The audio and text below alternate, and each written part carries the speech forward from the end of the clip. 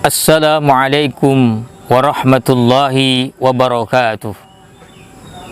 Alhamdulillahi rabbil alamin. Wassalatu wassalamu ala ashrafil anbiya'i wal mursalin, Sayyidina wa maulana Muhammadinil amin, wa ala alihi wa ashabihi ajma'in, amma ba'du. Hadirin para pemirsa dimanapun Anda berada, puji syukur alhamdulillahi rabbil alamin. Pada hari ini kita masih diberikan nikmat iman, Islam dan nikmat sehat walafiat, sehingga kita bisa menjalankan ibadah puasa di bulan Ramadan ini. Kita berharap mudah-mudahan ibadah puasa Ramadan ini diterima dan dibalas oleh Allah dengan balasan yang berlipat ganda.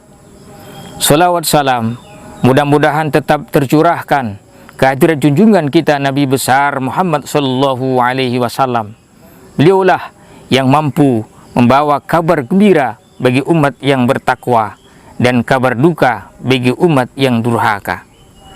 Hadirin kaum muslimin, para pemirsa dimanapun Anda berada, berbicara iman tak seperti kita berbicara tentang harta dan benda. Iman adalah sesuatu yang abstrak, namun iman bisa dirasakan getarannya. Karena iman adalah keyakinan yang mampu memotivasi seseorang untuk beramal baik, beramal soleh, dan beramal kebajikan. Lalu, bagaimana cara kita agar mampu merasakan manis dan lezatnya iman? Baginda Rasul Sallallahu Alaihi Wasallam mengajarkan kepada kita, Salasun man kunna fihi wajada halawatal iman, ayyakuna Allahu wa rasuluhu ahabba ilaihi mimma siwah, wa ayyuhibbal mar'a la yuhibbuhu ila Allah, wa ayyakraha ayyauda fil kufri kama yakrahu ayyukdafa fin nar, atau kama qala Rasul sallallahu alaihi wasallam. Ada 3 perkara yang barang siapa yang ada di dalamnya, maka dia akan mampu merasakan manis dan lezatnya iman.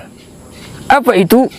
Pertama, ayyakunallah wa rasuluhu ahabba ilaihi mimma siwa.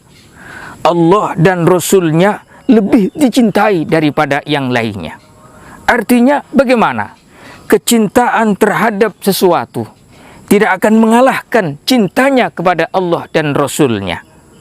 Contoh, orang yang sibuk dengan pekerjaannya, mungkin jadi seorang petani, jadi seorang pegawai, jadi seorang pejabat, jadi seorang petani ataupun buruh, tapi kesibukannya dalam kerja mereka tidak menghalangi dia untuk selalu beribadah kepada Allah Subhanahu wa Ta'ala. Tidak lupa dengan perintah-perintah Allah. Dia selalu melaksanakan sholat, dia selalu melaksanakan ibadah puasa, zakat, dan ibadah yang lainnya. Begitu pula, kecintaannya seseorang terhadap harta benda tidak membuatnya ia menghalalkan segala macam cara. Dengan cara bergaul bebas, melakukan adegan-adegan panas sesuai dengan tuntutan skenario daripada sutradara, minum minuman keras, kemudian melakukan hal-hal yang dilarang oleh Allah Subhanahu wa Ta'ala. Akan tetapi mereka mampu menjaga pergaulannya, mampu menghindari maksiat, mampu mencari harta benda yang halal untuk anak dan istrinya. Orang-orang yang seperti inilah insya Allah akan mampu mendapatkan dan merasakan manis dan lezatnya iman. Mengapa? Karena Allah dan Rasulnya lebih dicintai daripada yang lainnya. Kemudian yang kedua, wa ayyuhibbal mar'a la yuhibbuhu illallah. Dia mencintai seseorang hanya karena Allah Subhanahu wa Ta'ala. Mengapa mencintai seseorang? Karena Allah mampu melahirkan kecintaan kita, mampu melahirkan manis dan lezatnya iman. Karena di dalamnya ada rasa ketulusan, keikhlasan, dan keabadian. Sehingga Ketika seseorang mencintai karena Allah, maka cintanya pun akan kekal abadi. Seorang suami mencintai istrinya karena Allah, bukan karena status sosialnya, bukan karena kecantikan dan ketampanannya, tapi karena betul-betul karena Allah, maka akan terhindar dari perceraian, perpisahan, bahkan bubarnya hidup rumah tangga. Orang yang mencintai karena Allah, dia pun tidak terhalang untuk selalu saling memahami, saling melengkapi, saling mengerti, dan saling menasihati. Sehingga dia pun akan berlapang dada ketika dia berbuat salah dan berbuat khilaf, sekaligus untuk memohon maaf kepadanya. Hadirin para pemirsa dimanapun Anda berada. Kemudian yang ketiga, ayyakroha ayyauda fil kufri kama yakrohu ayyubdafa finnar. Ia benci kembali kepada kekufuran, sebagaimana ia benci dimasukkan ke dalam api neraka. Hadirin para pemirsa dimanapun Anda berada, orang akan mampu merasakan bagaimana lezat dan manisnya iman, karena dia itu benci terhadap kekufuran, benci terhadap kekafiran, baik itu akidah maupun kufur nikmah. Kufur akidah, ketika seseorang yang asalnya adalah kafir, musyrik, kemudian mendapatkan hidayah dari Allah menjadi seorang mu'alaf, menjadi seorang muslim, kemudian mempelajari nilai-nilai agama, mempelajari nilai-nilai Islam, sehingga dia pun istiqomah dalam rangka menjalankan perintah Allah. Bahkan dia pun benci dengan masa silamnya, dengan masa lalunya, untuk berbuat kekufuran, berbuat hal-hal yang dilarang oleh Allah. Bahkan tidak pernah terbesit dalam pikirannya untuk kembali kepada masa lalunya.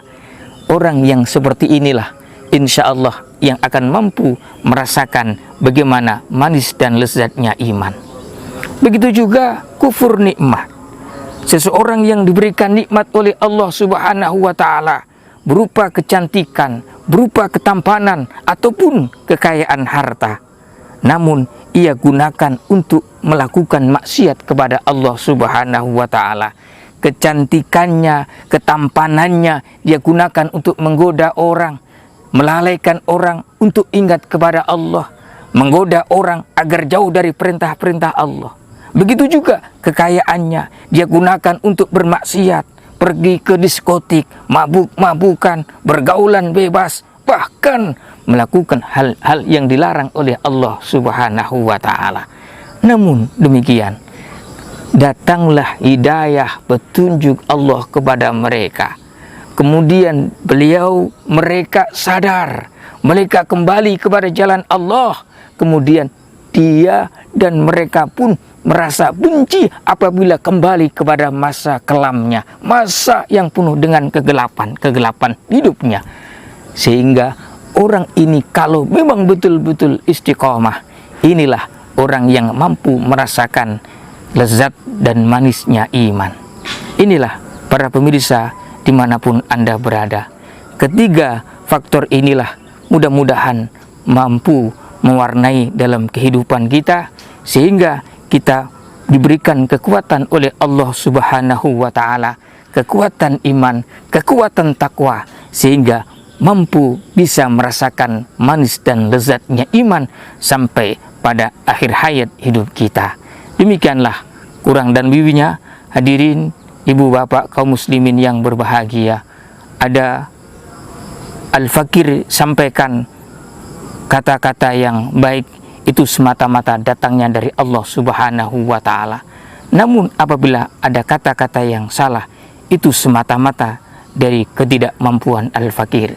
Wallahul muwaffiq ila aqwamit thoriq. Wassalamualaikum warahmatullahi wabarakatuh.